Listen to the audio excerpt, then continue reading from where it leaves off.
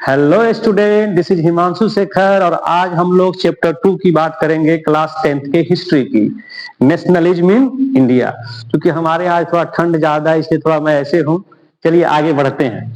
Nationalism in India, Bharat में राष्ट्रवाद। Nationalism in India, और आपने प्रीवियस चैप्टर में पढ़ा होगा rise of nationalism in Europe.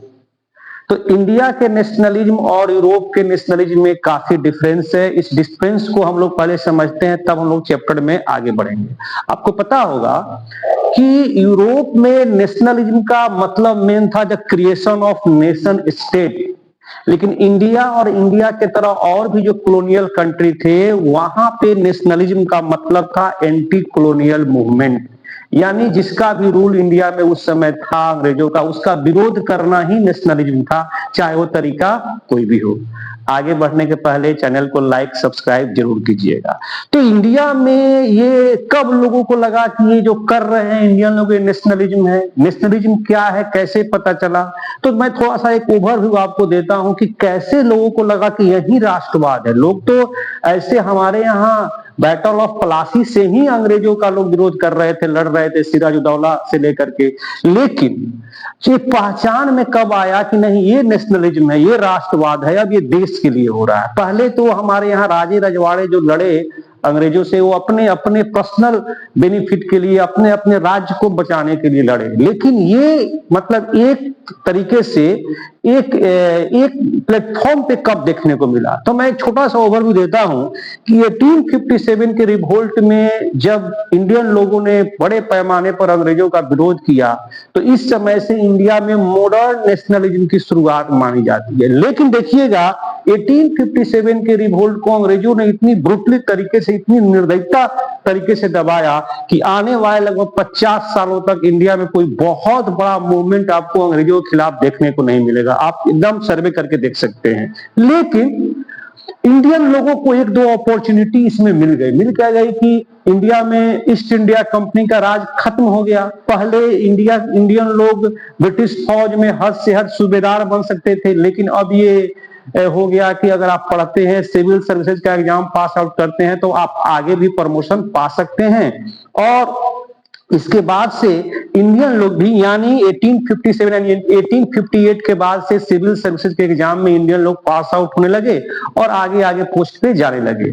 उसी में क्या होता है कि बहुत सारे कुछ इंडियन लोग यहाँ पे उस समय का जो सिविल सर्विसेज का जो एग्जाम होता था उसको भी पास किया और हमारे यहाँ डीएम तक बन गए। डीएम का मतलब है डिस्ट्रिक्ट मजिस्ट्रेट। मैं आपको बता दूं कि ब्रिटिश काल में डीएम ही डिस्ट्रिक्ट का सर्वा होता था, मतलब वही जज था, वही सिविल कहिए क्रिमिनल के सबको हैंडल करता था, वही उसी की देखरेख में होती थी। तो होता क्या है कि 1883 में एक लॉ पास होता है एल्बर्ट बिल। इसके अकॉर्डिंग अब क्या होता है कि सपोज कीजिए कि आपके टाउन में कोई डिस्ट्रिक्ट जो जज है वो इंडियन है और यहाँ पे कोई अंग्रेज अगर कोई क्राइम करता है तो उस अंग्रेज को इंडियन जज जो वहां का डीएम बना हुआ है, वो भी जज का उस समय काम करता था, तो वो उसको सजा सुना सकता है। पहले ऐसा नहीं था, अंग्रेजों के लिए अलग कोर्ट हुआ करते थे। जब ये बिल पास हुआ तो ब्रिटिशर्स ने, जो इंडियन में ब्रिटिशर्स है, उन्होंने बड़े पैमाने पर इसका विरोध किया। इंडियन लोग हमको सजा देगा, हमारे सामने वो सब जज की कुर्सी पर बैठेगा, एक्सेट्रा तरीके से। इतने जबरदस्त तरीके से ब्रिटिश लोगों ने इसका विरोध किया कि फाइनली एल्बर्ट बिल को सरकार को वापस लेना पड़ गया। इस बात के बाद इंडियन लोग, जो इंटेलेक्चुअल, जो लोग काफी अब पढ़ रहे थे, अलग अलग पोस्ट पे जा रहे थे, उन लोगों के मन में भाव आया कि अगर सिस्टमेटिक तरीके से अंग्रेजों का विरोध किया जाए और अंग्रेजों के पास अपनी बात रखी जाए तो वे लोग भी हमारी बात सुनेंगे। और इसी को लेकर के 1885 में भारतीय राष्ट्रीय कांग्रेस की स्थापना होती है। और उसके बाद से एक सिस्टमेटिक वे से आप देखिएगा कि लगभग 15 नहीं, मतलब देखिए कि लगभग 30 सालों तक, यानी 1885 से लेकर के 1915 तक, खासकर भारतीय राष्ट्रीय कांग्रेस के द्वारा अंग्रेजों का बड़े पैमाने पर कहीं विरोध देखने को नहीं मिलता है, कोई बहुत बड़ा काम नहीं होता है। लेकिन उसके बाद से पूरा का पूरा सिस्टम बदलने लगता है। एक कैसे बदलता है, क्या बदलता है, ये जब गांधी जी साउथ अफ्रीका से इंडिया लौटते हैं तब होता है। इसकी बात मैं थोड़ा बाद में करूंगा। मैं एक दो बात और आपको बता दूं। होता क्या है इसके बाद से जब भारतीय राष्ट्रीय कांग्रेस की स्थापना हो जाती है, गांधी जी की इंडिया में एंट्री हो जाती है, तो गांधी जी और कांग्रेस मतलब कांग्रेस अंडर गांधी जी के लीडरशिप में बड़े पैमाने पर क्या करते हैं, अपने मूवमेंट को छेड़ते हैं, अलग अलग ग्रुप को एक प्लेटफॉर्म पे लाते हैं। लेकिन अलग अलग ग्रुप आएंगे तो उनमें कन्फ्लिक्ट भी होगा, तो कन्फ्लिक्ट को कैसे दूर किया जाता है आगे बताया जाएगा कि नॉन कोऑपरेशन मूवमेंट और सिविल डिसोबीडिएंट मूवमेंट की भी बात इस यूनिट में की जाएगी। तो जो पहली की जो मैं बात अभी आपको बताया 1857 से लेकर के 1885 या कुछ भी, हम लोगों को खासकर 10 क्लास में इसके बारे में नहीं पढ़ना है। हम लोगों को मेनली 1920 से लेकर के आजादी तक 1947 की हिस्ट्री के बारे में ही 10 क्लास में पढ़ने हैं। और इस पार्टिकुलर एरा को गांधीयन एरा के नाम से जाना जाता है, क्योंकि इस दौरान गांधी जी ने इंडियन पॉलिटिक्स को काफी ज्यादा डोमिनेट किया, मतलब उनका दबदबा बहुत रहा। ठीक है, और देखते हैं कि आगे क्या होता है। मुझे चूंकि लगा है कि आपको ये बात बतानी चाहिए, चूंकि अगर आप नेशनलिज्म इन इंडिया को समझना चाहते हैं तो ये पूरा ओवरव्यू जानना जरूरी था। ये आपका ओवरव्यू रहा। अब हम लोग यूनिट 1 की बात करते हैं। तो यूनिट 1 में आने के पहले हम देखते हैं कि यूनिट 1 में है क्या। ठीक है, ठीक है, हम लोग बात करते हैं यूनिट 1 की। चैप्टर 2 के यूनिट 1 है the first world war and the non cooperation movement. आप देखिएगा कि 1919 के बाद से हमारा राष्ट्रीय आंदोलन देश के अलग अलग पार्ट में फैलने लगा। ये कैसे होता है, क्या होता है, इसके लिए हम लोग देखते हैं। सबसे पहले हम लोग आते हैं फर्स्ट वर्ल्ड वॉर पे। आपके एग्जाम में लगभग हर 1-2 साल बाद इस बात को रिपीट करता है कि फर्स्ट वर्ल्ड वॉर ने इंडिया में नेशनलिज्म को कैसे राइज किया। तो मैं आपको पहले बताया हूं कि कोई भी काम जो ब्रिटिश के खिलाफ किया गया उसको नेशनलिज्म कहा गया। अगर आपके ब्रिटिश के खिलाफ कुछ गुस्सा भी आ रहा है, वो भी उस समय के नेशनलिज्म था। बल्कि अगर आप एंटी कॉलोनियल किसी भी कारण से हैं तो वो नेशनलिज्म है। आप इसको समझिएगा, जब फर्स्ट वर्ल्ड वॉर जब शुरू हुआ तो इंडिया में एक अलग तरीके की economic and political situation create कर गया। इंडिया में क्या किया गया कि इनकम टैक्स पहली बार इम्पोज कर दिया गया, टैक्स को राइज कर दिया गया। ठीक है, अब बताइए कि टैक्स राइज कीजिएगा या इनकम टैक्स को राइज कीजिएगा, इनकम टैक्स को लागू कीजिएगा, तो ये सबसे लोगों को ब्रिटिश के खिलाफ गुस्सा आएगा कि नहीं आएगा? आएगा। तो दिस इज द नेशनलिज्म, ऐसे नेशनलिज्म राइज हुआ। उसके अलावा आप देखिएगा कि लगभग 1913 से लेकर 1918 के बीच प्राइसेस डबल हो गया। तो क्या प्राइस डबल होता है तो लोग गुस्सा करता नहीं करता है? करता है। तो ये भी गुस्सा एक तरह का नेशनलिज्म हो गया। फोर्स रिक्रूटमेंट, यानी देख इंडियन में हट्टे कट्टे लंबे चौड़े लोगों को जबरन उस समय फौज में भर्ती किया जाने लगा, अलग अलग वार फ्रंट पे भेजा जाने लगा। और उस समय फौज में यानी आर्मी में जाने का मतलब कि आदमी का मरना उस समय तय ही था, क्योंकि फर्स्ट वर्ल्ड वॉर इतना भयानक था ही। ब्रिटिश सरकार अलग अलग अपने जो वार फ्रंट पे इंडियन लोगों को जबरन फौज में भर्ती करके भेज रही थी। इससे रूरल एरियाज में बहुत ज्यादा एंगर था, खासकर ब्रिटिश लोगों के खिलाफ।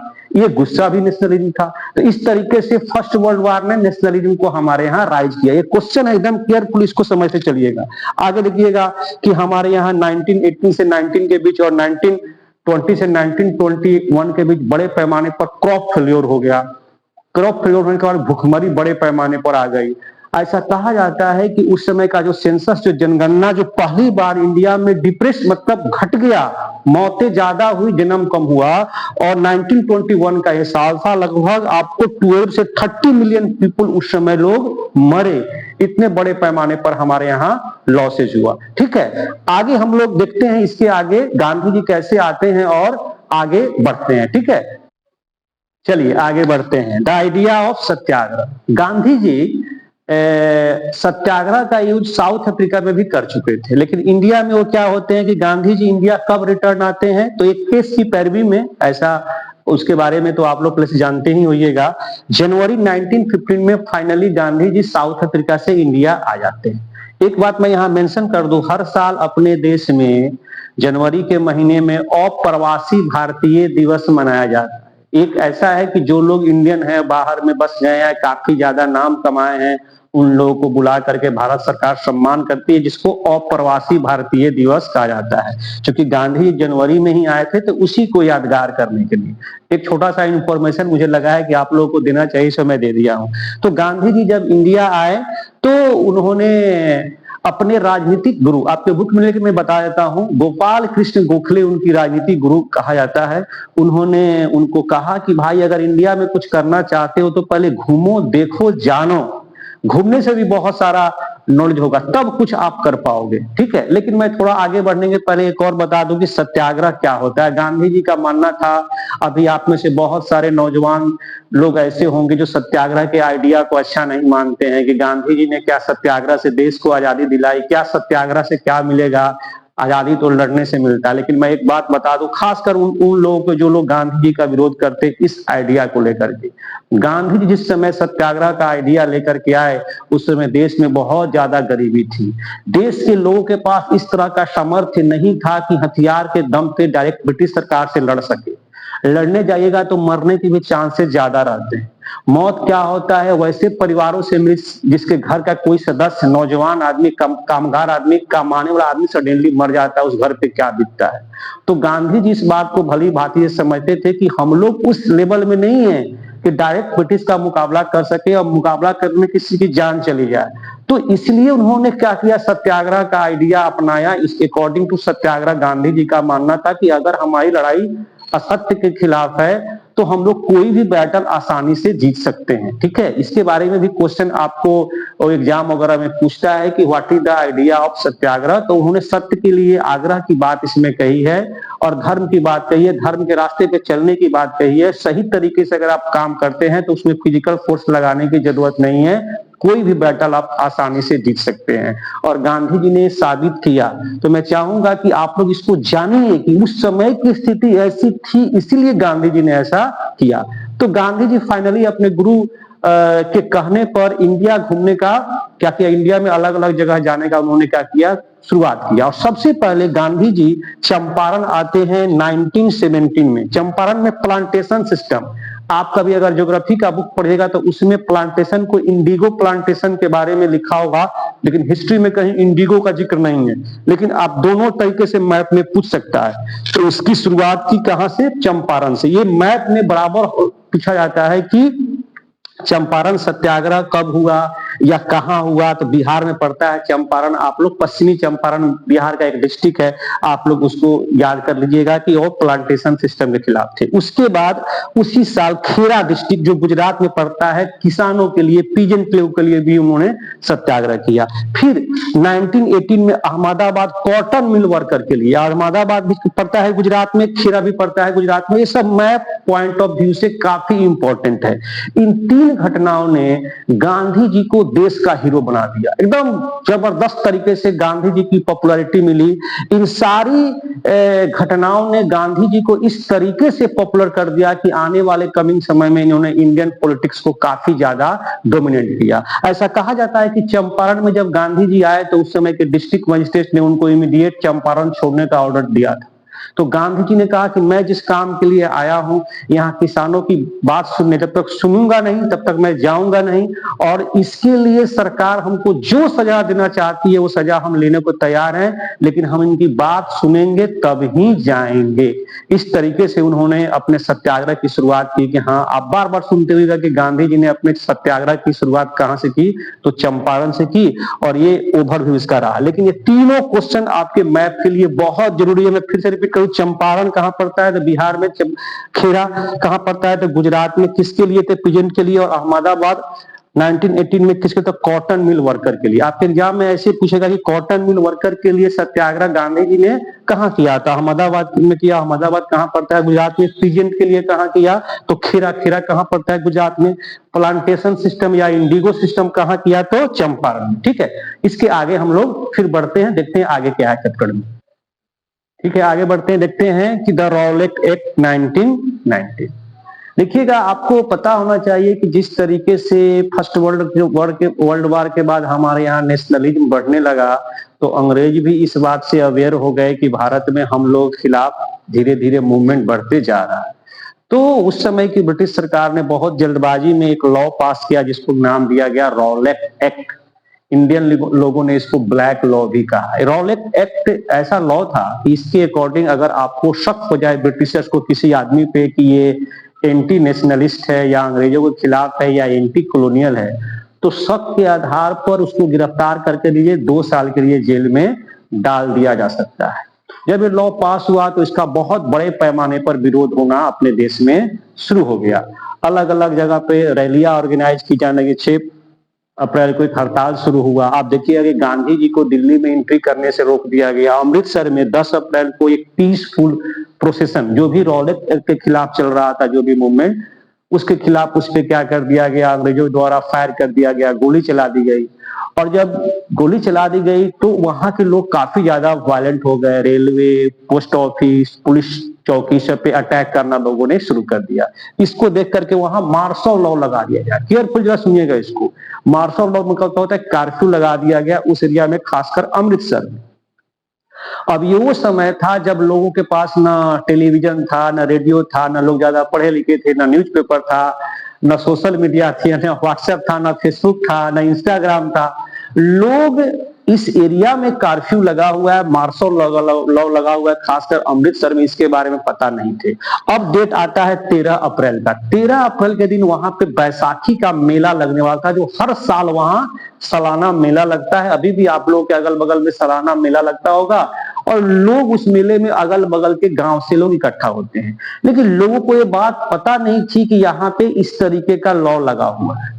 तो लोग वहां पे जालियांवाला बाग जो वहां पर है अमृतसर में, वहां पे इकट्ठा हो गए। उसके अलावे वहां कुछ लोकल लीडर, सत्यपाल मलिक और सैफुद्दीन खिलजी नाम के 2 लोकल लीडर को अंग्रेजी सरकार ने गिरफ्तार कर लिया था और उनके एवज में भी एक मीटिंग ऑर्गेनाइज कर रही थी। तब क्या किया उस एरिया में, जनरल डायर ने उस एरिया को ब्लॉक करके, आप लोगों को पता होगा, जालियांवाला बाग ओपन फायर किया। उसमें सैकड़ों लोग मरे, हजारों लोग घायल हुए और इस घटना को जालियांवाला बाग मास्कर के नाम से जाना जाता है। ये भी मैप में खूब पूछता है कि जालियांवाला बाग कब घटा, कहां घटा जालियांवाला बाग, तो अमृतसर में। अमृतसर कहां पड़ता है, तो पंजाब में।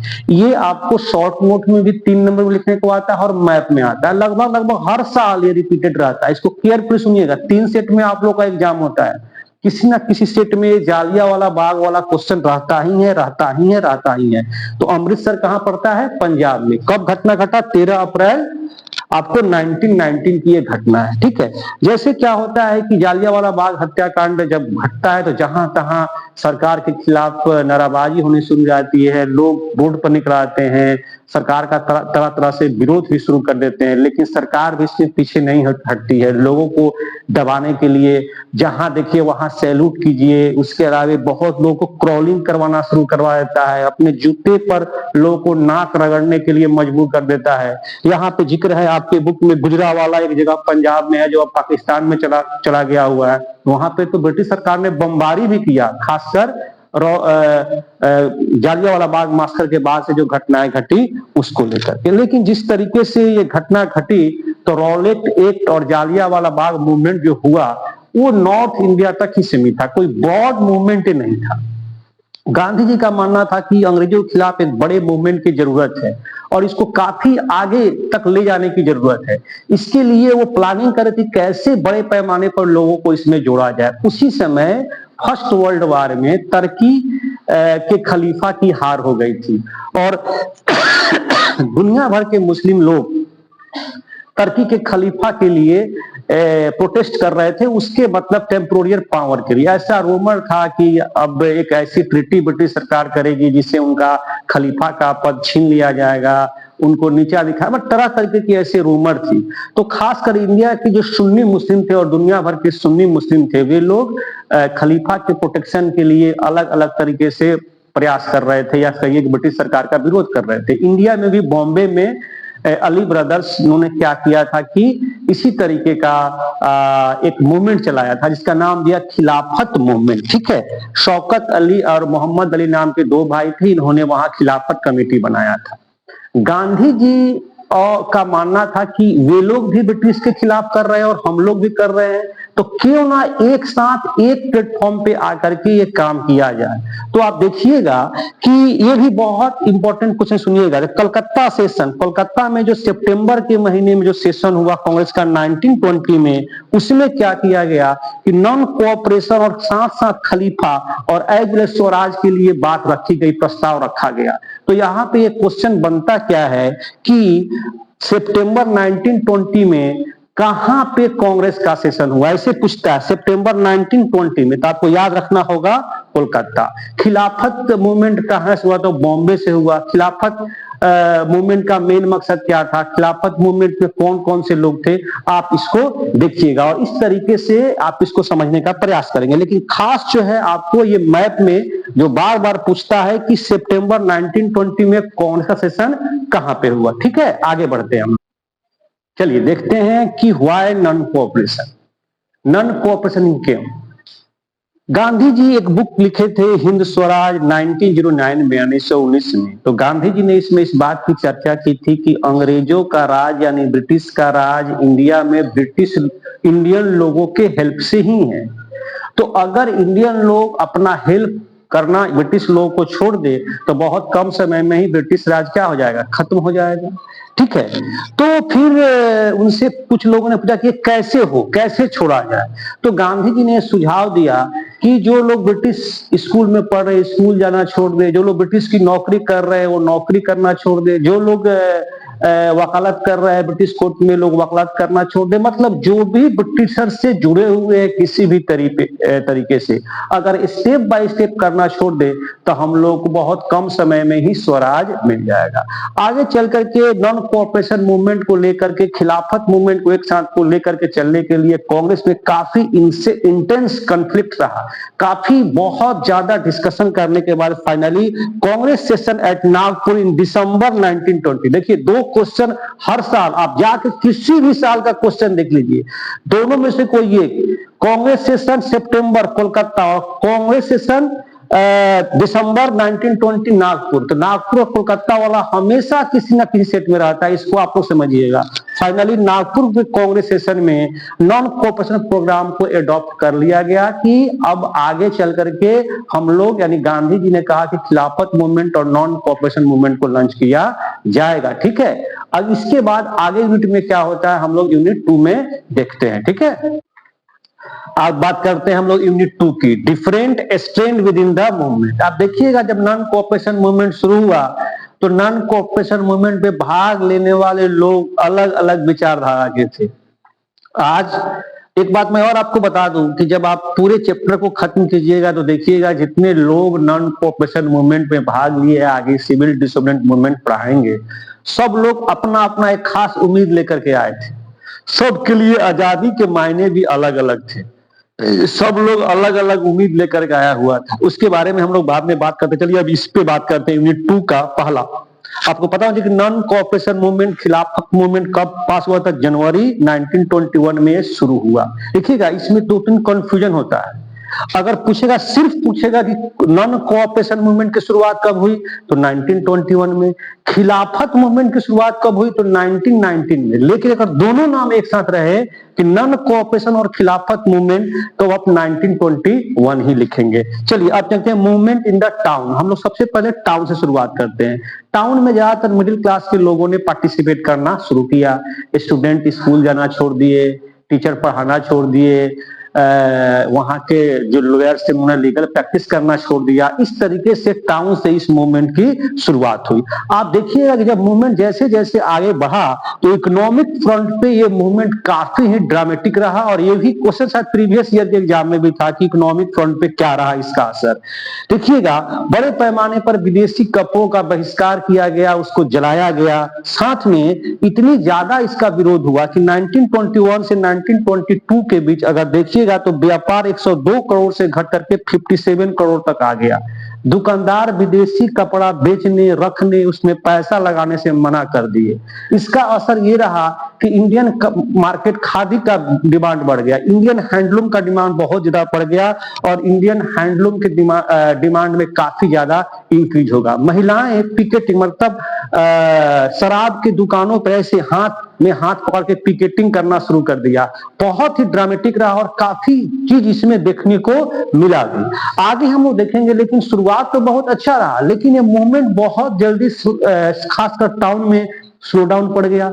तो ये भी एक क्वेश्चन बनता है कि why non cooperation movement slow down in town. तो इसके पीछे रीजंस क्या है, सिर्फ केयरफुली सुनिएगा, अभी याद भी हो जाएगा। टाउन में क्या थे कि टाउन में अगर आप सरकारी स्कूल में पढ़ने नहीं जाएंगे तो कोई समय प्राइवेट स्कूल नहीं था। अगर ब्रिटिश इंस्टीट्यूशन में काम नहीं करेंगे तो फिर काम कहाँ कीजिएगा। वैसे इंडियन इंस्टीट्यूशन अवेलेबल भी नहीं थे। तो धीरे धीरे क्या हो गया कि स्टूडेंट लोग स्कूल लौटना शुरू कर दिए, वकालत करने वाले वो वकालत करना शुरू कर दिया। मतलब धीरे धीरे सारे लोग लौट गए। इसलिए लौट गए कि उस समय तत्काल में ब्रिटिश के अपोज तो किए, लेकिन उसके लिए अल्टरनेटिव इंडियन इंस्टीट्यूशन अवेलेबल नहीं थे, और जिसके कारण टाउन में ये मूवमेंट बहुत जल्दी स्लो डाउन पड़ गया। आई होप कि ये आपको बहुत मजा आया होगा। अगला यूनिट देखते हैं कि आगे में क्या है। आगे बढ़ते हैं, rebellion in the country side. यहाँ कंट्री साइड का मतलब है गांव देहात, और गांव देहात के विरोध के बारे में हम लोग देखते हैं। सबसे पहले हम आप लोगों को लेके चलते हैं अवध। अवध मतलब यूपी का जो इलाका है उसकी बात हम लोग करते हैं। देखिएगा अवध में जो नॉन कॉपरेशन मूवमेंट के जो मेन हीरो रहते हैं वो बाबा रामचंद्रन रहते हैं। बाबा रामचंद्रन एक इंडेंचर्ड लेबर रहते हैं जो फिजी से लौट के आए रहते हैं। थोड़ा बहुत मैं इंडेंचर्ड लेबर के बारे में बात कर दूं। इंडेंचर्ड लेबर वैसे यानी उन लोगों को गिरमिटिया मजदूर भी हिंदी में कहा जाता है, बधुआ मजदूर भी। पहले क्या करती थी ब्रिटिश सरकार, लोगों को 5 साल के कॉन्ट्रैक्ट पर सूरीनाम, मॉरिशस, फिजी या और भी बहुत सारे कैरिबियाई आइलैंड लेकर के गई कि आप 5 साल वहां काम करो और फिर आपको हम अपने देश में ला करके छोड़ देंगे। और ऐसे मजदूर, चूंकि वो एक एग्रीमेंट होता था और उस समय के लोगों को एग्रीमेंट कहने नहीं आता था, वे लोग उसको गिरमिट बोलते थे। तो धीरे धीरे धीरे धीरे उन लोगों को गिरमिटिया मजदूर भी कहा जाने लगा, या बधुआ मजदूर या इंडेंचर्ड लेबर। उसी तरीके से बाबा रामचंद्रन फिजी में 5 साल काम करके आए थे, और अवध में नॉन कोऑपरेशन मूवमेंट के समय इन्होंने बेगार के खिलाफ क्या किया, वहां पे मूवमेंट चलाया। वहां बेगारी का मतलब होता है कि काम करो पैसा नहीं देंगे। खासकर नाई, धोबी और भंगी वैसे जाति के लोग थे जिनसे वहां के लोग काम करवा लेते थे। जमींदार लोग, तालुकदार लोग, चाहे जो भी कहिए, जो वहां के सो कॉल्ड लोग थे, और उनको पैसे नहीं देते थे। तो इसी के खिलाफ इन्होंने वहां पे मूवमेंट चलाया था। आगे चल के बाबा रामचंद्रन वहां अवध किसान सभा का फॉर्मेशन करते हैं जवाहरलाल नेहरू के साथ। जवाहरलाल नेहरू उस समय काफी यंग लीडर रहते हैं और अभी राजनीति में नए नए आए रहते हैं। बाबा रामचंद्रन के साथ मिलकर के वो अवध के गांवों को घूमते हैं और 300 से ज्यादा ऐसे ऐसे सभाएं बनाते हैं पूरे अवध में, और अवध किसान सभा का फाइनली फॉर्मेशन होता है। इसके तहत उस समय के बेगारी के खिलाफ और भी जो किसानों की मांगे होती है उसको वो लोग क्या करते हैं कि हाईलाइट करते हैं। आप देखिएगा जब से नॉन कॉपरेशन मूवमेंट 1921 में लंच हुआ तो वहां के खासकर गरीब लोग तालुकदार के घर पे, मर्चेंट के घर पे अटैक करने लगे, बाजार को लूटा गया, और ये नो टैक्स कैंपेन चलाया गया। गांधी जी ने कहा कि अब टैक्स भी नहीं देना है। उस समय जो भी काम करो, मतलब गांधी जी का नाम लेकर जो काम कर रहे थे, मतलब इसका परमिट गांधी जी ने दिया हुआ है। गांधी जी को इस तरीके से वहां के गरीब लोग प्रमोट कर रहे थे। आगे देखते हैं ये मूवमेंट आगे कैसे चलता है, और यहाँ से हम लोग आपको लेकर के चलेंगे कुछ ट्राइबल बेल्ट में। वहां देखिए कि किस तरीके के वहां के लोग इसको करते हैं। ठीक है, आगे बढ़ने के पहले मैं आप लोगों को बता दूं कि जो आइडिया ऑफ स्वराज का कंसेप्ट महात्मा गांधी जी ने दिया था, इसको सभी लोगों ने अपने अपने तरीके से इंटरप्रेट किया। सबके लिए इसके मायने अलग भी थे। मैं पहले भी आगे वीडियो में आपको, पिछले वीडियो में मैंने आपको बताया था। पहले जो भी लोग अभी अभी नए जुड़े होंगे वो लोग लाइक सब्सक्राइब जरूर करते रहिएगा ताकि मेरा और हौसला बढ़ते रहे। आगे बढ़ते हैं, देखिएगा। The tribal peasant interpreted the message of Mahatma Gandhi Swaraj it another way, मतलब अलग तरीके से लिया। आप लोगों को पता होगा, 9th में पढ़े होइएगा कि जब फॉरेस्ट एक्ट आया तो ट्राइबल पीपुल को फॉरेस्ट में जाने से, लकड़ी काटने से, अपने भेड़ बकरियों को चराने से रोक दिया गया। तो यहाँ इन लोगों के लिए, खासकर ट्राइबल लोग पीपुल के लिए स्वराज का मतलब था जब मन करे जंगल जाए, लकड़ी काटे, भेड़ बकरी को चराए। और जैसे उन्होंने नॉन कॉपरेशन मूवमेंट के बारे में सुना तो उन लोगों ने ऐसा करना शुरू कर दिया। इन लोगों के जो लीडर थे, और ये शुरुआत हुई गुंडेमिल इलाका पड़ता आंध्र प्रदेश में, वहां के ट्राइबल लीडर थे जिनका नाम था अल्लीरू सीताराम राजू। साउथ की बहुत सारी मूवी इनके नाम पे बन चुकी है। हाल फिलहाल में एक मूवी आई थी RRR। RR में एक जो कैरेक्टर है उसमें भी एक कैरेक्टर अल्लीरू सीताराम राजू से इंस्पायर्ड है। आप लोग थोड़ा इस पर रिसर्च कीजिएगा। मैं बता दूं, अल्लीरू सीताराम राजू अपने आप को इनकारनेशन ऑफ गॉड करते हैं, कि भगवान के अवतार के रूप में अपने आप को रिप्रेजेंट करते थे। उन्होंने महात्मा गांधी के आइडिया और स्वराज को लिया, महात्मा गांधी के आइडियोलॉजी को माने कि हाँ अपने कपड़े यूज करना चाहिए, इसके अलावे शराब नहीं पीना चाहिए, इसके अलावे एक आइडिया से वो महात्मा गांधी के वो बिल्कुल मेल नहीं खाते थे। उनका मानना था कि आजादी सत्याग्रह से नहीं लड़ने से मिलती है। उन्होंने बहुत बड़े पैमाने पर वहां गोरिल्ला वार की शुरुआत की। गोरिल्ला वार कहने का मतलब ये है कि अगर आप कमजोर है, आपका शत्रु काफी ताकतवर है, तो रात में एकाएक अटैक करेंगे, मारेंगे और भागेंगे। तो उन्होंने इस तरीके से उस इलाके में ऑर्गेनाइज किया और अंग्रेजों ने फाइनली उनको पकड़ करके एक्सक्यूट कर दिया। और ये अल्लीरू सीताराम राजू के बारे में एक छोटा सा एक्सप्लेनेशन था। लेकिन आगे हम लोग देखते हैं स्वराज इन प्लांटेशन। स्वराज इन प्लांटेशन से यानी 2024 में भी क्वेश्चन था कि प्लांटेशन क्या होता है, मैं बता दूं, और उसके लिए स्वराज क्या था ये थोड़ा बहुत समझिएगा। यहाँ पे under the Indian immigration act, England immigration act 1859 के तहत खासकर बिहार से, यूपी से लोगों को असम के चाय बागानों में काम करने के लिए करके जाया गया। जब वो लोग गए तो उनको एक बाउंड्री वाल मतलब इलाके में उनको छोड़ दिया गया।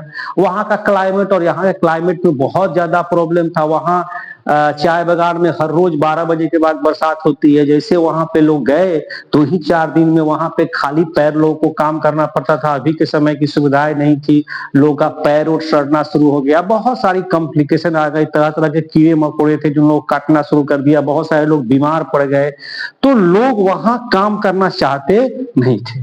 तो जब उन लोग, चूंकि वो एक बाउंड्री वाला इलाका था, वहां से जब भी किसी को निकलना है तो पूछ के निकलना है, छुट्टी लेकर निकलना है, और छुट्टी सो को शायद ही कभी ब्रिटिश सरकार देती थी।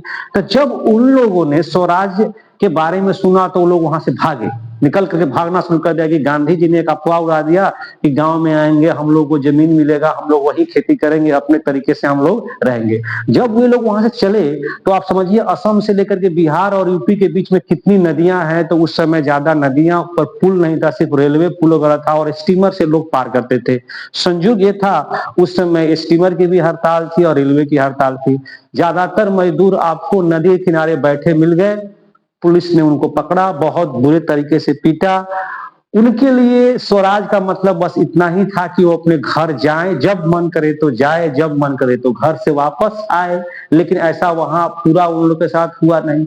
आप देखिएगा इसमें अलग अलग लोगों का ग्रुप पार्टिसिपेट कर रहा है, सब लोगों ने इसको अलग अलग तरीके से इंटरप्रेट किया, इसका मीनिंग भी सब लोगों के लिए अलग अलग लगाया। किसी के लिए बेगारी से मुक्ति स्वराज था, किसी के लिए जंगल में आना जाना लकड़ी काटना स्वराज था, किसी के लिए जब मन करे घर जाना आना स्वराज था। तो आप देख रहे हैं जो लोग भी पार्टिसिपेट कर रहे हैं नॉन कोऑपरेशन मूवमेंट में, वे लोग का आइडिया अपने आप में अलग है, वो लोग अलग तरीके से इसको बता रहे हैं। लेकिन जो लोग इसे पार्टिसिपेट किए और स्वतंत्र भारत का जब ये लोग नारा लगाते थे तो उसको समझिए कि इमोशनली पूरे इंडिया को लोग रिप्रेजेंट करते थे। ये रहा आपको यूनिट 2 का। अब अगले यूनिट में हम लोग देखते हैं कि आगे क्या होता है। आई होप कि आप लोग ये सब अच्छा लग रहा होगा। चलो आगे बढ़ते हैं। Unit 3 towards the civil disobedient movement. इसके पहले बता दूं मैं, इन फरवरी 1922 गांधी जी ने नॉन कोऑपरेशन मूवमेंट को वापस ले लिया। आपके बुक में एक क्वेश्चन भी है कि why Gandhi ji withdraw the non cooperation movement. तो एज यू नो, जैसे कि आप लोग जानते होंगे, नॉन कोऑपरेशन मूवमेंट के दौरान ही चौरा चौरी नाम का एक जगह है यूपी में, वहां पे उग्र भीड़ ने एक पुलिस चौकी को घेर लिया और उसमें आग लगा दिया, जिसमें पुलिसकर्मी जल करके मर गए। गांधी जी हिंसा के बिल्कुल खिलाफ थे और इसी घटना के बाद दुखी होकर उन्होंने क्या कर दिया, नॉन कोऑपरेशन मूवमेंट को वापस ले लिया। तो मैप में भी एक क्वेश्चन रहता है कि कौन से जगह पे गांधी जी ने नॉन कोऑपरेशन मूवमेंट को वापस ले दिया, तो चौरा चौरी आप याद रख लीजिएगा, ये भी मैप का रिलेटेड ज्यादा क्वेश्चन है। तो क्यों वापस ले लिया? तो गांधी जी को का ये मानना था कि सत्याग्रहियों को प्रॉपर ट्रेनिंग की जरूरत है मास एजुकेशन के लिए। अभी ये प्रॉपर ट्रेंड नहीं है, जब इनको ट्रेंड हो जाएंगे तब ये लोग आगे मूवमेंट को बढ़ाया जाएगा। लेकिन उसमें कांग्रेस के कुछ ऐसे नेता थे जो इस तरह के एजुकेशन से उब गए थे। वे लोग चाह रहे थे कि अंग्रेज जिस टाइप से चाह रहे हैं वैसा कुछ किया जाए, लेकिन यहाँ पे जवाहरलाल नेहरू, सुभाष चंद्र बोस जैसे लीडर अंग्रेजों का डायरेक्ट विरोध कर रहे थे। तो कांग्रेस से अलग होकर के उस समय आप देखिएगा सी.आर. दास और मोतीलाल नेहरू ने एक स्वराज पार्टी बना ली थी, ताकि काउंसिल पॉलिटिक्स में जाया जा सके, जो उस समय का वो अकॉर्डिंग टू अंग्रेज जो चल रहा था उसमें। तो ये भी एक क्वेश्चन बनता है कि स्वराज पार्टी किसने बनाया था? तो सी.आर. दास और मोतीलाल नेहरू ने बनाया था। कब बनाया था? तो 1923। ये कम रहता है, लेकिन कौन बनाया था ये क्वेश्चन रहता है। अब देखिएगा आप आगे जैसे जैसे बढ़ता है तो आप देखिएगा 1929 तक आते आते पूरे दुनिया में वर्ल्ड इकोनॉमिक डिप्रेशन की शुरुआत हो जाती है वर्ल्ड वाइड। उस समय एग्रीकल्चर प्राइस का दाम बहुत ज्यादा गिर जाता है, 9 के बराबर आता है। इंडिया में खासकर लोग एग्रीकल्चर के सामान बेचते हैं, उससे सरकार को टैक्स देते हैं। अब क्या था कि एग्रीकल्चर बिक ही नहीं रहा था, लोगों की आमदनी बिल्कुल घट गई थी और सरकार जो था वो टैक्स कम करने को तैयार नहीं था। गांधी जी इस चीज को बहुत अच्छे तरीके से समझ रहे थे कि कैसे इस चीज को यूटिलाइज किया जाए और इस जो पूरे देश में जो उथल पुथल मचा हुआ है उसको किस तरीके से आगे एंटी कॉलोनियल मूवमेंट में कन्वर्ट किया जाए। आगे देखिएगा इसको कैसे होता है, मैं उसके बारे में आपको बात करूंगा। लेकिन जो ये चल रहा था, जिस तरीके से सिचुएशन सब बनी हुई थी उस समय, ये सारी बातें ब्रिटिश सरकार को भी पता थी। ब्रिटिश सरकार में जब टोरी नाम का एक गवर्नमेंट, मतलब वहां का जो पीएम था, उसने क्या किया, सर जॉन साइमन के नेतृत्व में एक इंडिया में कि कॉन्स्टिट्यूशनल सिस्टम कैसे होगा या कॉन्स्टिट्यूशनल आने वाले उसमें क्या क्या चेंज आएंगे, इंडियन कॉन्स्टिट्यूशन में किस तरीके से रन करेगा, इसके लिए सर जॉन साइमन के नेतृत्व में एक प्रतिनिधि मंडल इंडिया भेजा।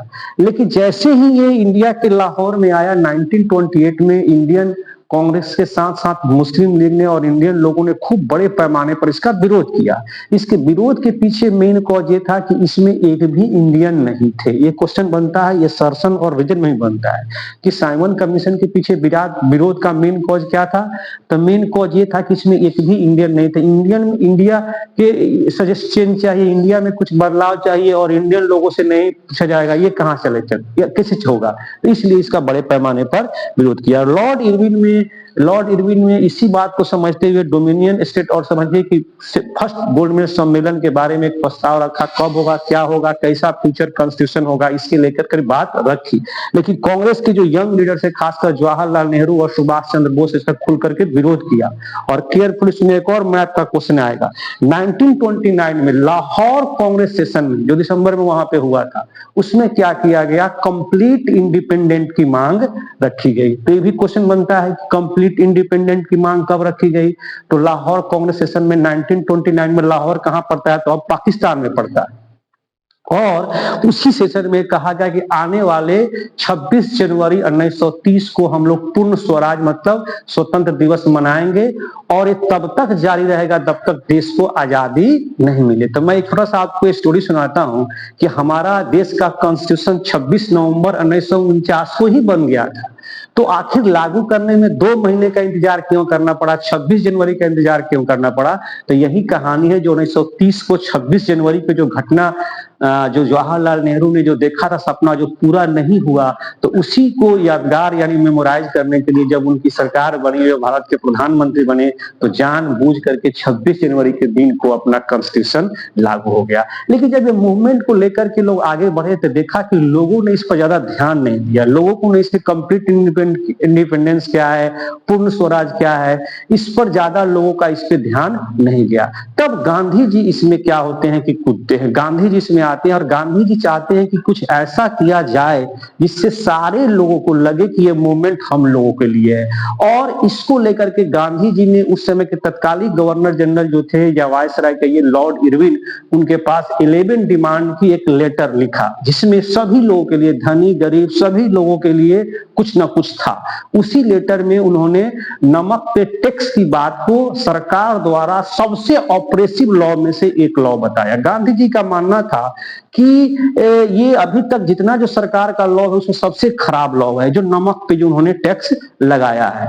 उन्होंने अल्टीमेटम दिया कि सरकार अगर हमारी बात को नहीं मानती है तो हम क्या करेंगे कि सरकार के खिलाफ सत्याग्रह की शुरुआत करेंगे।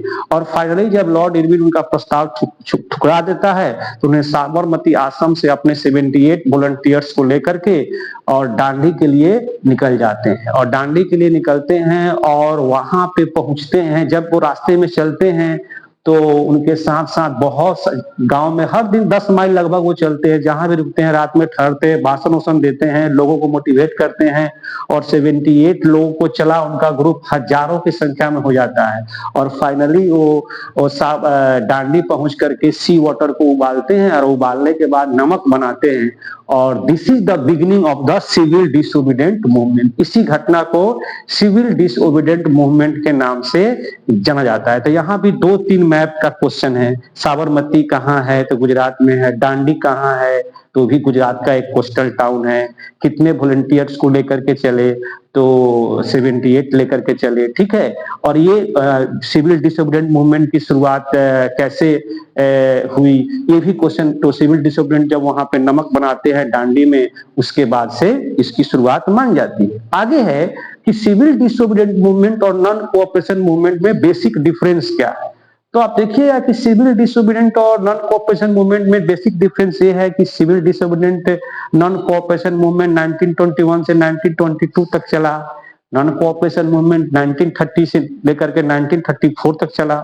नॉन कोऑपरेशन मूवमेंट में हिंदू मुस्लिम एकता बड़े पैमाने पर देखने को मिली, लेकिन सिविल डिसोबीडिएंट मूवमेंट में थोड़ा बहुत इसमें कमी आई। दलित लोग भी इसमें पार्टिसिपेट नहीं किए, मुस्लिम लोग भी पार्टिसिपेट नहीं किए।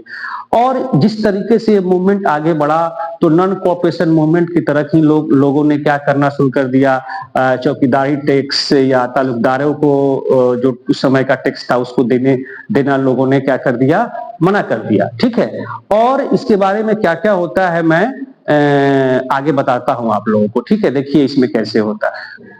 तो मैं आपको बता रहा था कि कैसे नॉन कोऑपरेशन मूवमेंट और सिविल डिसोबीडिएंट आपस में डिफरेंट है।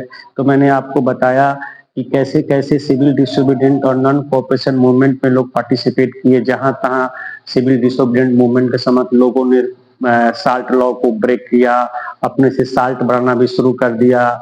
इसमें अलग अलग तरीके से लोगों ने चौकीदारी टैक्स तालुकदारों को देना भी टैक्स देना मना कर दिया। ये सब चीजें आपको देखने को इसमें मिलती है। आगे चल करके विरोध बहुत बढ़ जाता है।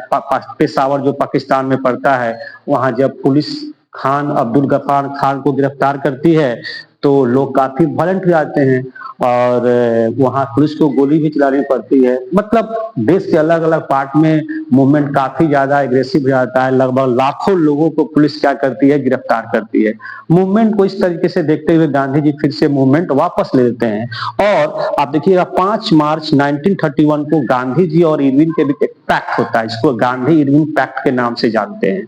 और गांधी जी डिसाइड करते हैं कि सेकेंड राउंड टेबल कॉन्फ्रेंस में भाग लेने वो लंदन जाएंगे। फर्स्ट राउंड टेबल कॉन्फ्रेंस में भाग लेने के लिए कांग्रेस मना कर दिया, उसमें पार्टिसिपेट नहीं किया था, जो मैंने पहले आपको बता चुका हूं। यहां मैं एक बात करना चाहूंगा, गांधी इरविन पैक्ट जो 1931 में हुआ था उसमें इरविन से ये कहा गया था कि इरविन ने यह वादा किया था मैं सारे पॉलिटिकल प्रिजनर को रिलीज कर दूंगा।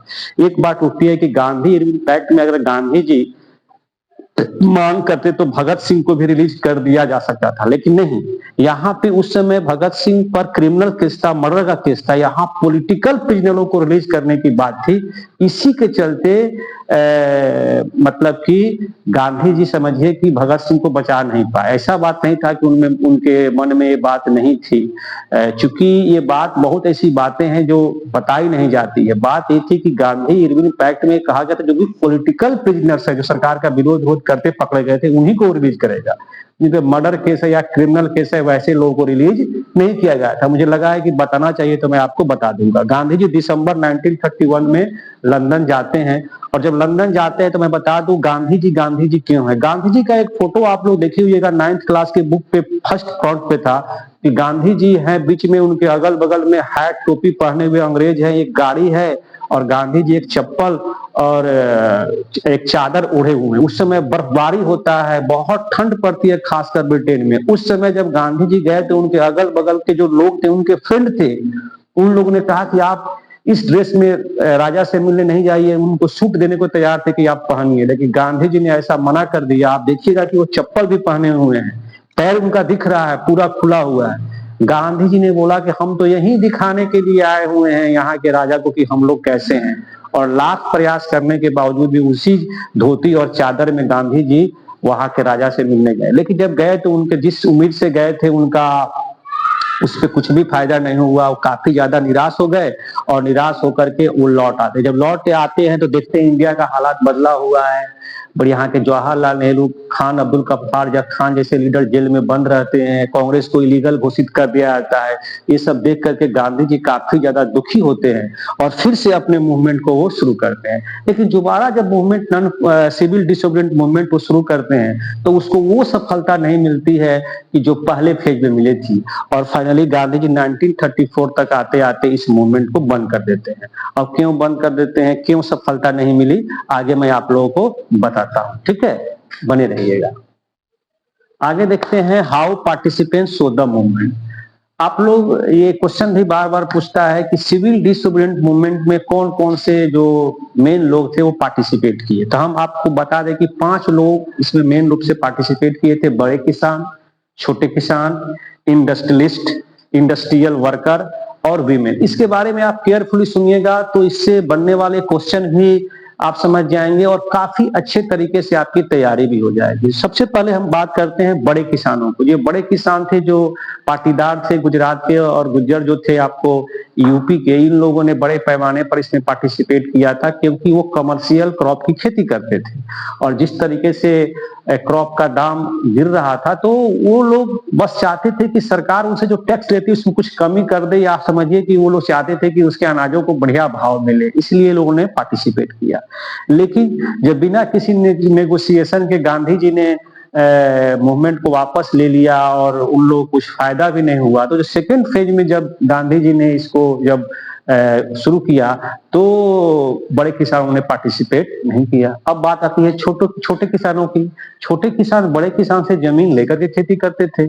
आप जान रहे हैं कि एग्रीकल्चर प्राइस का दाम बहुत गिर गया था, तो वे लोग जमीन का रेंट चुकाने में असमर्थ थे, तो वे लोग नो रेंट कैंपेन चला रहे थे कि भाई हम लोग को रेंट देना ना पड़े।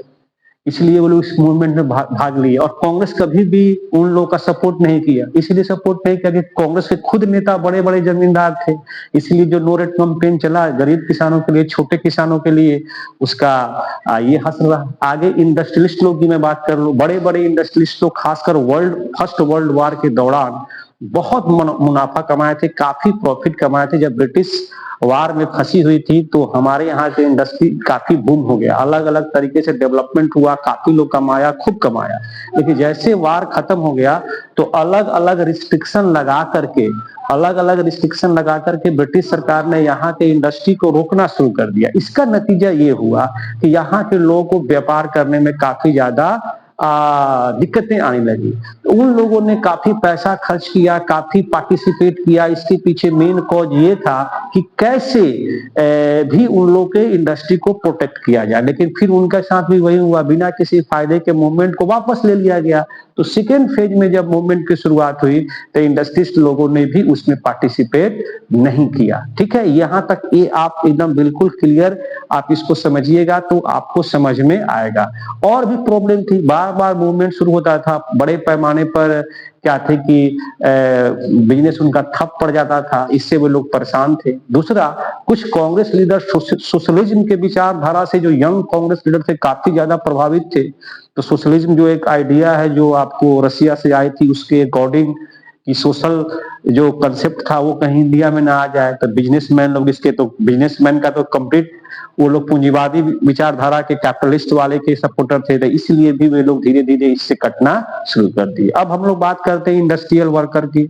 इंडस्ट्रियल वर्कर लोग भी समझिए कि आप लोग सुने होइएगा कि नदी गंगा बह रही है तो नहा ले, उससे पार्टिसिपेट किया। ये लोग मूवमेंट में पार्टिसिपेट किए थे अपने वर्किंग कंडीशन को ठीक करने के लिए, वर्किंग आवर को कम करने के लिए, और अपने रेज को, अपने मजदूरी को बढ़ाने के लिए। इनके लिए बस पार्टिसिपेशन का यही मतलब था। इनका भी जो पार्टिसिपेशन था वो लिमिटेड था। अब बात हम करते हैं महिलाओं की।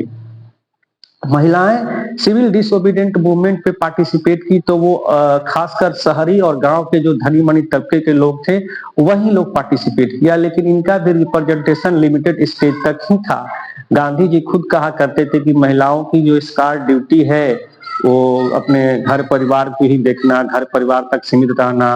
और इस ऐसा देखा जाए तो सिविल डिसोबीडियंट मूवमेंट में कुछ अपर कास्ट के और बड़े घर की ही औरतों का पार्टिसिपेशन रहा, ज्यादा लोगों का इसमें पार्टिसिपेशन औरतों का नहीं रहा। अगला टॉपिक है जो limitations of civil disobedient movement. Limitations क्या था, तो मैं आपको बता दूं कि वो दौर था जब सिविल डिसोबीडियंट चल रहा था, दलित लोग अपना एक ऑर्गेनाइजेशन बना करके अपने आप को ऑप्रेस्ड कहना शुरू कर दिए थे।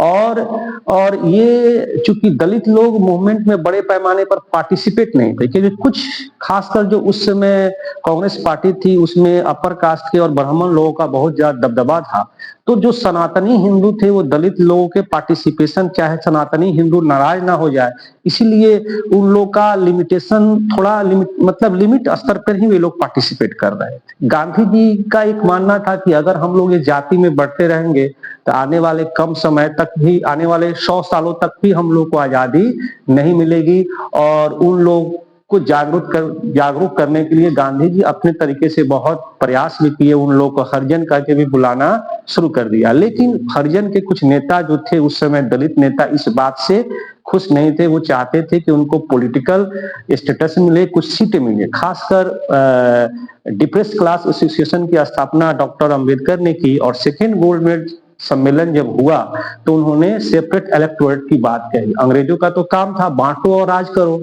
जैसे उन्होंने प्रस्ताव रखा अंग्रेज मान लिए।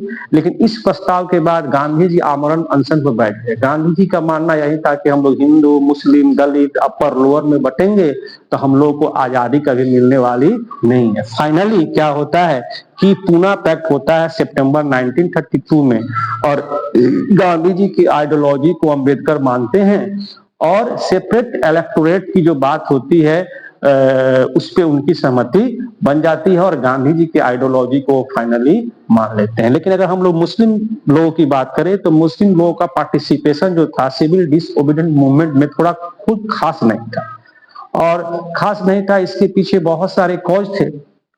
कॉज ये था कि बहुत सारे मुस्लिम जो लीडर थे उन लोगों का मानना था कि आने वाले कमिंग समय में जो हमारा पॉलिटिकल सिस्टम होगा वो डेमोक्रेटिक सिस्टम होगा, और डेमोक्रेटिक सिस्टम में मुसलमानों की संख्या कम है, हमेशा हिंदुओं का यहाँ पे सरकार रहेगी, हिंदुओं के हाथ में सत्ता रहेगी, तो हम लोग की आइडेंटिटी खो करके रह जाएगी। इस तरीके से अलग अलग शहरों में बड़े बड़े रिलीजियस जुलूस निकलने शुरू हो गए। इस जुलूस में बड़े बड़े दंगे भी उस समय हुए, जिसने हिंदू और मुस्लिम को काफी ज्यादा अलग थलग करके रख दिया। लेकिन 1927 तक एक प्रयास किया गया कि हिंदू मतलब कांग्रेस और मुस्लिम एक प्लेटफॉर्म पे आए। लेकिन आप देखिएगा कि आगे चल करके आपको जब ऑल पार्टीज कॉन्फ्रेंस जब होने वाला था 1928 में, तक एम.आर. जयकर जो हिंदू महासभा के थे उन्होंने इसका बड़ी जमकर के विरोध किया, और जो भी नेगोशिएशन होने वाला था वो खत्म हो गया। मतलब इसमें बस इतना ही है कि जो सिविल डिसओबीडिएंट मूवमेंट में जो मुसलमान लोगों की जो भागीदारी थी उसके मतलब कम होने के पीछे बस एक यही फियर था कि आने वाला जो फ्यूचर होगा हम लोगों के लिए सही नहीं रहेगा, और हम लोग की आइडेंटिटी दब के रह जाएगी। जो डेमोक्रेसी का कंसेप्ट है वो कंप्लीटली पॉलिटिकल कंसेप्ट यूरोप का है, और ये इंडिया जैसे देश पे लागू नहीं हो सकता है। खासकर इकबाल जिन्होंने सारे जहां से अच्छा हिंदुस्तान हमारा कहा हुआ है, उनकी आइडियोलॉजी थी। आपके बुक में एक ब्लॉग बना करके इसके बारे में दिया हुआ है। उनका ये भी मानना था कि अगर इंडिया में एक मुस्लिम इंडिया बना दिया जाए तो कांग्रेस द्वारा चलाए गए मूवमेंट में हम लोग बढ़ चढ़ करके भाग लेंगे। बाकी कैसे हुआ, क्या हुआ, देश कैसे बटा, उसकी हम लोग बात नहीं करते। आपको यूनिट में इतना ही पढ़ना है। अगला यूनिट हम लोग 4 में देखते हैं कि क्या होता है। अगला यूनिट 4 में चलते हैं हम लोग। अब हम लोग आ गए हैं इस चैप्टर के लास्ट यूनिट का, जो बहुत इंपॉर्टेंट यूनिट ये भी है, the sense of collective belonging. मतलब लोगों में ये भाव कैसे आया कि हम भारतीय हैं। पहले साउथ इंडियन है तो नॉर्थ इंडियन है तो गुजराती है तो बंगाली है, तो हम केरल के हैं तो हम कर्नाटक के हैं, हम तो महाराष्ट्रियन हैं तो हम जो भी है, लेकिन ये अब इंडियन है, ये वाला भाव कैसे आया? हमारे देश के नेताओं ने इसके लिए बहुत प्रयास किया और अलग अलग कहानियों की थ्रू अलग अलग हिस्ट्री को अच्छे तरीके से बता करके लोगों के मन में भाव भरा कि वी ऑल आर इंडियन। इसमें हिस्ट्री का सहारा लिया।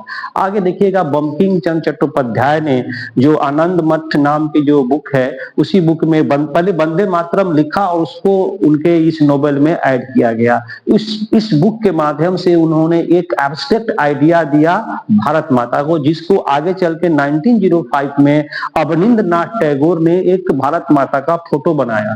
और जब भारत माता का इन्होंने फोटो बनाया तो भारत माता का फोटो अलग अलग फॉर्म में आना शुरू हो गया। मतलब अब लोग जब इस फोटो को देखे तो उसको भारत की याद आए, इंडिया की याद आए। इस तरीके से हमारे देश के नेताओं ने नेशनलिज्म के भाव को आगे बढ़ाने का प्रयास किया। अलग अलग कथा कहानियों के थ्रू भी इस तरीके का प्रयास हमारे देश में किया गया। आगे चल के आप देखिएगा, रविन्द्रनाथ टैगोर ने भी बंगाल में वहां के फोक टेल को, वहां की कहानियों को काफी ज्यादा संग्रहित किया ताकि लोगों में इस तरह की भावना जगे। अगर अगर साउथ इंडिया की बात करें, तमिलनाडु में एक हुए मद्रास में नटेशा शास्त्री, इन्होंने 4 वॉल्यूम में तमिल फोक टेल को लिखा, जिसको काफी जब फोकलोर ऑफ साउदर्न इंडिया नाम से जो काफी पॉपुलर भी हुआ, उसमें भी उन्होंने सेम तरीके के आइडियाज को रिप्रेजेंट किया। ये क्वेश्चन एग्जाम में पूछा होगा नटेशा शास्त्री के बुक के बारे में। आप देखिएगा कि सब काम के लिए अलग अलग तरीके का प्रयास किया जा रहा था, जिससे लोगों के मन में कलेक्टिव मतलब एक भाव आए। जब स्वदेशी मूवमेंट बंगाल में चल रहा था, उस समय जो झंडा बना था उसमें रेड, ग्रीन और येलो कलर दिया गया था, उसमें 8 कमल बने हुए थे। उस समय ब्रिटिश इंडिया में 8 प्रोविडेंस थे, तो 8 प्रोविडेंस को रिप्रेजेंट कर रहा था। थोड़ा मैं ब्रिटिश इंडिया की बात कर लूं, जब भारत अपना गुलाम था तो इंडिया में 2 तरह की व्यवस्थाएं चल रही थी। एक व्यवस्था जो ब्रिटिश चला रहे थे, मतलब उसको ब्रिटिश इंडिया बोलते थे, और एक जो यहाँ के लोकल राजे रजवाड़े चला रहे थे, जिसको प्रिंसली स्टेट बोलते थे। तो उस समय 8 स्टेट में ब्रिटिश इंडिया बचा हुआ था, उसमें 8 कमल के फूल थे, उसमें चांद और सितारा भी बने हुए थे उस झंडे पे। तो ये सब क्या था? हिंदू मुस्लिम एकता के प्रतीक के रूप में इसको बनाया गया था। आगे देखिए, गांधी जी ने 1921 में जो स्वराज फ्लैग बनाया था, उसमें रेड, ग्रीन और व्हाइट कलर दिया था। तो ये करके भी क्वेश्चन पूछता है कि स्वदेशी मूवमेंट के समय बने झंडे का कलर क्या था और गांधी जी द्वारा बनाए गए झंडे का कलर क्या था। ये सब चीजें खासकर लोगों के मन में कलेक्टिव भाव का भरने का प्रयास किया गया। आगे चलिएगा, देखिएगा रीइंटरप्रिटेशन ऑफ हिस्ट्री। हमारे यहाँ जो अंग्रेज थे हम लोग को बैकवर्ड, स्टॉलिड, पिछड़ा हुआ बताते थे, अलग अलग कहानियों के थ्रू, अलग अलग बातों के थ्रू कि हम लोग यहाँ राज कर रहे हैं। तब हमारे यहाँ के नेताओं ने ये प्रयास करना शुरू कर दिया कि नहीं, हमारे यहाँ ताजमहल है, हमारे यहाँ लाल किला है, हमारे यहाँ बड़े बड़े बिल्डिंग्स हैं, अच्छी अच्छी मंदिरें हैं, हमारा कला काफी ज्यादा डेवलप्ड था, हम लोगों ने ही ये सब बनाया हुआ है। आप लोग आउटसाइडर यानी ये लोगों ने आकर के हमारे सारे कल्चर को, हमारी संस्कृति को, हमारे नॉलेज को डिस्ट्रॉय कर करके रख दिया। हम लोग पहले अच्छे थे, बाद में जब कॉलोनियल पीरियड हुआ तब हम लोग खराब हुए।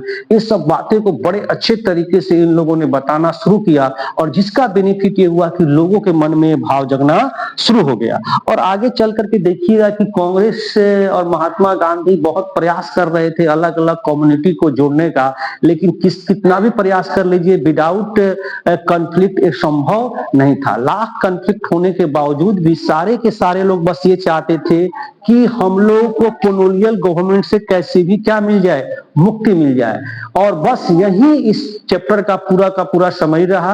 आप लोग इस चैप्टर को, मुझे उम्मीद है कि काफी एंजॉय किए होइएगा। जिन लोगों को भी ये सेशन अच्छा लगा होगा, लाइक कीजिएगा, शेयर कीजिएगा, पढ़िएगा। और आगे इसका क्वेश्चन का एक्सप्लेनेशन भी मैं एक अलग वीडियो में दूंगा, जो आप लोग काफी अच्छे तरीके से इसको समझिएगा। जो भी मैं मैप का जिक्र किया हूं कि ये मैप में आएगा, बिल्कुल वही क्वेश्चन मैप में आएंगे, उसके अलग कुछ भी नहीं आएगा। थैंक यू, जय हिंद।